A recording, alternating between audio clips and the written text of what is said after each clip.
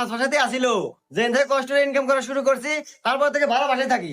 কে বাবা, তুমি এত কি কষ্টে কাম করছাও? অনলাইনে জুয়া খেলছি। হুমুন্দি কয় কি রে? আরে বাবা, তোর বাপ মা খুব ভালো থাকবো, খুশি থাকবো, তাও কিছু দে। হ্যাঁ, যেদিন থেকে বাপ মায়ের বিয়ে হয়েছে তারপর থেকে সংসারে ঝগড়া বিবাদ শুরু হয়েছে, আজ পর্যন্ত মেটে নাই। এই বাসা, তোর ছোট ভাই আছে? হে বাবা, আপনি কেবারে জানলেন?